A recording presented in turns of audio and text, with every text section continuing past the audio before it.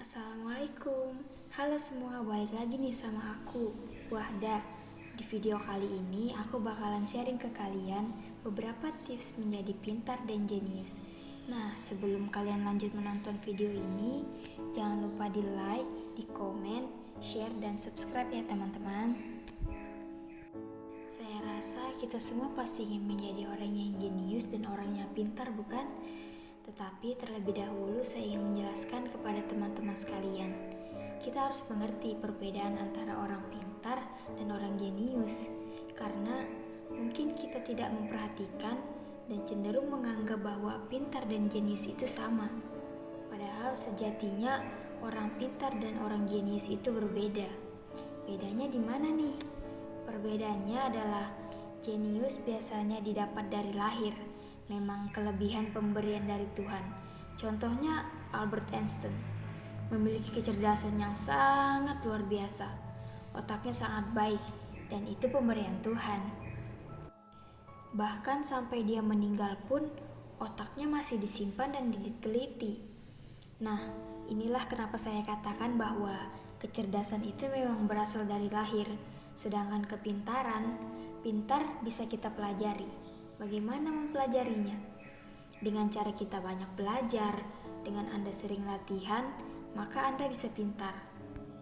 Makanya orang pintar itu cenderung dikaitkan dengan akademis.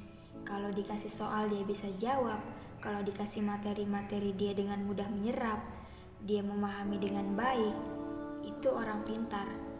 Semua orang bisa pintar sejatinya, tetapi masalahnya adalah kadang-kadang malas. Dan malas inilah yang membuat orang terlihat bodoh. Padahal sejatinya mereka itu bisa menjadi orang pintar. Kita melihat orang yang sukses, orang yang jenius, kita bisa belajar dari mereka. Apa kebiasaan yang mereka lakukan sehingga mereka bisa pintar dan juga bisa jenius? Ternyata kebiasaan yang mereka lakukan itu sebagai berikut. Mari kita bahas. Yang pertama, suka membaca. Coba bayangkan, setiap hari misalnya Anda membaca satu bab saja. Ada banyak sekali pengetahuan yang Anda dapatkan. Orang yang jenius, orang yang pintar, orang yang sukses di luar sana, mereka banyak membaca buku loh. Seperti Bill Gates. Bill Gates dalam setahun bisa menghabiskan 50 buku. Bayangkan, dalam setahun bisa menghabiskan 50 buku. Lah kita dalam setahun bisa menghabiskan berapa buku? Palingan yang dibaca adalah apa? Status-status galau di media sosial, status-status alay di Facebook. Bagaimana ini otak mau pintar? Bagaimana ini otak mau jenius? Kalau yang kita baca seperti itu. Jadi sekarang tugas kita ngapain sih? Ya kita biasakan diri kita untuk membaca. Yang dibaca juga harus yang baik dan bermanfaat ya teman-teman. Yang kedua, banyak menulis. Selain kita banyak membaca, kita juga harus banyak menulis teman-teman. Kenapa kita harus menulis? Karena menulis ini kita bisa meluapkan apa yang ada di dalam pikiran kita. Gak masalah tulisan kita jelek, tulisan kita gak enak dibaca, tulisan kita seperti apapun gak masalah. Yang penting coba kita menulis saja. Tulis apa yang ingin Anda tulis, karena kita menulis ini kita mengeluarkan emosi yang ada di dalam diri kita. Emosi seperti perasaan yang ada di dalam diri kita tuangkan di dalam sebuah tulisan. Jadilah sebuah karya. Ketika menjadi sebuah karya, ya barangkali orang banyak yang suka, orang banyak yang senang. Orang berkata, ternyata dia memiliki kelebihan menulis. Ternyata dia baru menyadari dia itu memiliki kelebihan di dalam menulis. Jadi silahkan ekspresikan diri Anda kalau Anda memang memiliki unek-unek yang ingin disampaikan. Ya silahkan Anda tulis saja gitu. Dengan menulis, Anda juga berusaha mengabadikan apa yang Anda rasakan, teman-teman, seperti itu. Kemudian yang ketiga adalah banyak bereksperimen. Oke, saya teringat dengan Alpha Edison, di mana dia adalah penemu bola lampu. Dia pernah gagal sekitar lebih dari 10.000 kali. Bayangkan, dia gagal lebih dari 10.000 kali. hingga pada akhirnya dia menemukan sebuah karya, yaitu bola lampu.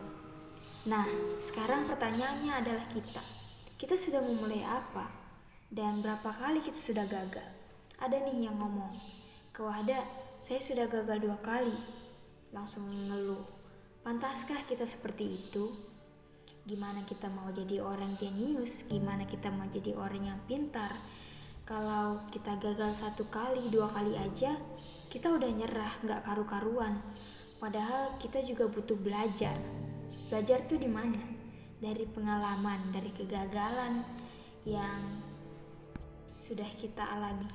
Saya gak bisa ngebayangin kalau seandainya kita yang gagal sampai 10.000 kali. Itu mungkin kepala udah puyeng banget pasti kan? Mungkin kita pindah melakukan hal yang lain dan gak mau ngelakuin itu lagi. Dan inilah pentingnya kita untuk belajar dari kesalahan-kesalahan yang sudah terjadi.